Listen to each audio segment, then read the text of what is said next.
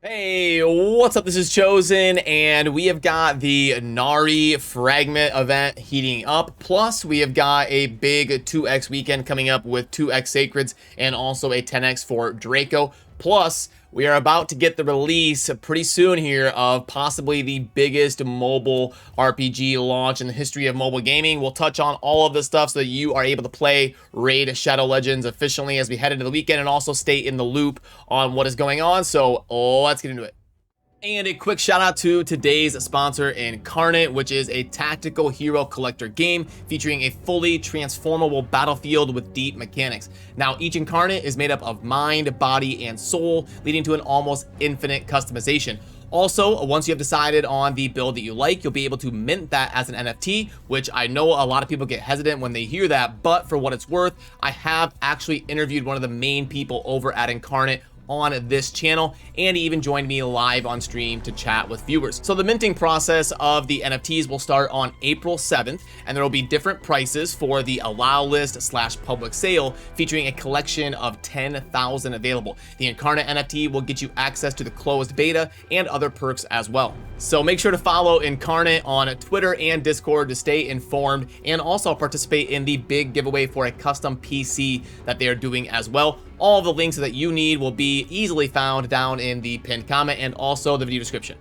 Alrighty, so first thing you'll notice in terms of the shard events for this weekend, the champion chase countdown that you see in your tournaments tab is going to act as a pseudo countdown for when that is going to launch, because that will be this weekend's tournament that is also going to coincide with the Nari fragments and the 2x Sacreds and the 10x for Draco and all of that. And this weekend being 2x Sacreds is perfectly normal. The rotation goes Ancient, Sacred, Void, which means about exactly 2 weeks from now, you should expect to get 2x Void shards. And next weekend will be some sort of guaranteed Legendary Summon event or a 10x featuring like 8 different champions. And for this weekend's 2x Sacred Shards, it should last 72 hours, Friday, Saturday, and Sunday. And the first 2 days, there will be a 10x coinciding for Draco Morph. And then on Sunday, on the third day, the 10x for Draco will drop off. And on Sunday, you will just have your normal 2x Sacred Shards. And Draco is a pretty solid champion.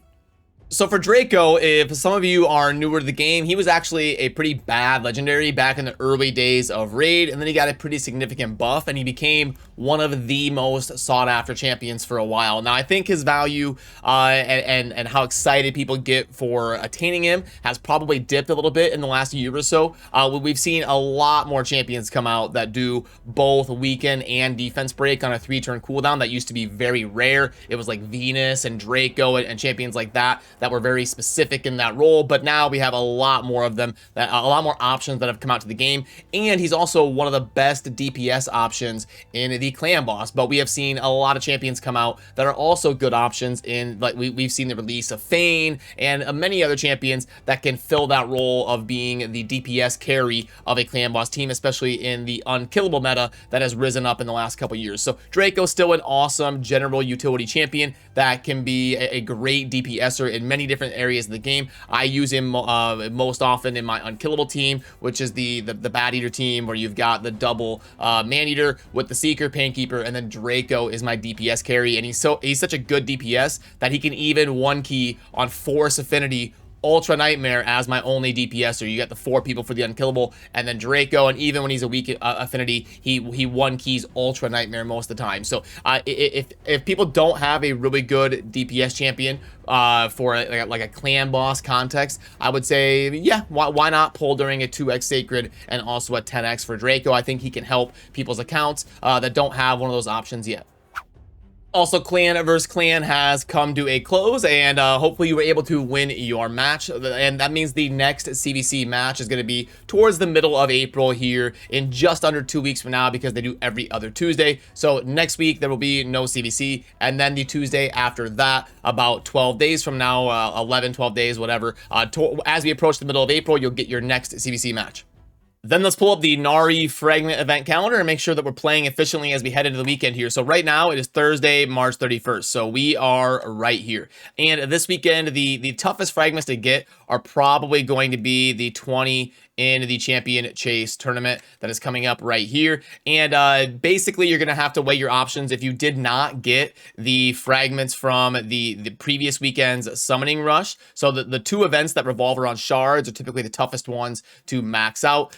So if you did not get enough here, you're going to have to really pay attention, because you may have to kind of go after the Champion Chase. You'll just have to take note, because you've got 115 fragments up for grabs between the tournaments and then also the events, without having to worry about leaderboards. It's 115. So what that means is if you only got 5 on the Summon Rush, you are already minus 15 because you got 5 instead of 20 in one of the events. So that would mean you have to really focus on the Champion Chase if you were not able to do that, or you're gonna have to really go hard in the paint on some of these tournaments to scoop up some of the rewards on the left side in the PvP side of a tournament. And I know you all are excited to do a lot more of the champion training right here. It's not like we did enough of that last week. And then over the weekend, we're going to have to focus on making sure we get our classic arena battles done, spending energy in the dragon after we finish the champion training stuff. But you do have a little bit more time on the champion training, so you might want to prioritize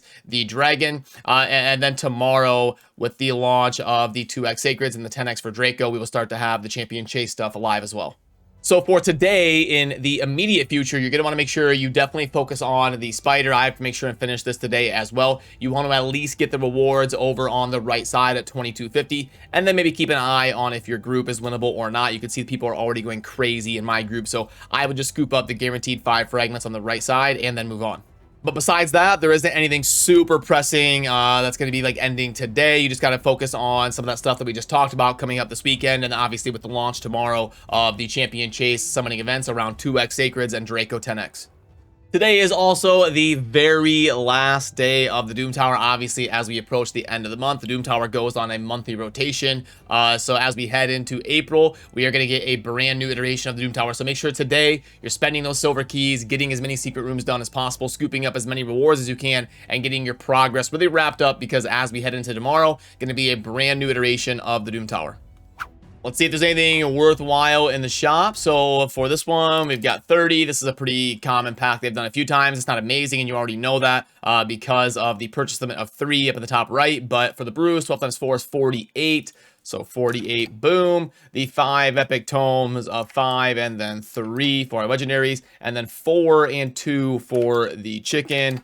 And bang, that's gonna do it. It is a 3.69, which no way that is accurate. What did I mess up? Oh, it's 48 brews. No, not energy refills. That would be a pretty good offer there. Let's do that right there. 2.17. So not the worst, not the best. Pretty meh offer, but typically if you're going to spend this much money, you would at least want like some shards or something to go along with it.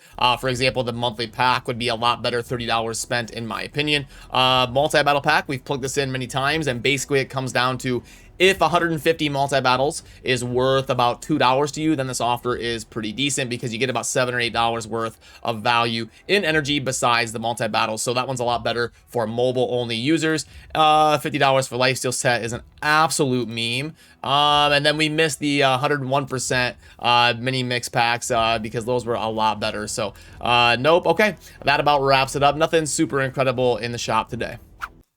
And I like to quickly keep you guys in the loop of other things going on in the gaming universe on the way out. And just a quick reminder that we've got some big news in Diablo Immortal, which I think is going to be one of the biggest day one mobile releases of any RPG in mobile gaming history, because you've got a massive IP in Diablo. Anytime you have a massive IP like Star Wars or Diablo or something like that releasing a new RPG, it's obviously going to be a massive influx of players on day one. And then we'll see if the game is any good and if it can retain those players or not. You see sometimes they do retain players, sometimes they don't, and that will be coming down to the fact if it is a good game or not. It did get pretty good reviews in the beta. I did talk to somebody who put 500 hours in the game and interviewed them on this channel. They said that just objectively they had a lot of fun and the game was really good. So we'll see how well it does. I have not had the chance to play it yet, so I can't give you my feedback on it. But one thing worth noting, you'll see it says coming soon on June 30th. That is confirmed by people at Diablo Immortal to just be a placeholder date. So I anticipate it's going to come out before then. If I had to guess and speculate, obviously I'm just guessing, but I would guess that Diablo Immortal comes out probably sometime in early May. We see a lot of times Blizzard releases games in May. They release both Overwatch and Diablo 3 in May. So I'm gonna guess, given their previous history of liking to release games in May, probably because you're getting like high school and college students that are going to be getting a lot more free time all of a sudden in May as the school year kind of wraps up and people head into summer vacation.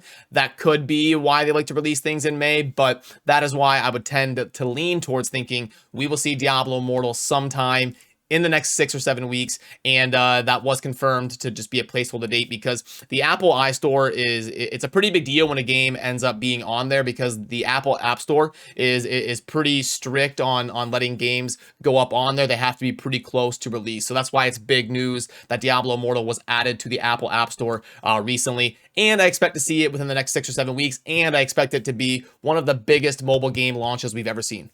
So boom, that's what we needed to get covered today. I'm going to head on over to stream if you would like to stop by and say hello. A link is down below in the pinned comment indicating whether I am still live or not. You know the drill. So hopefully I will see you there, but if not, have a great rest of the end of your week and I will catch you soon.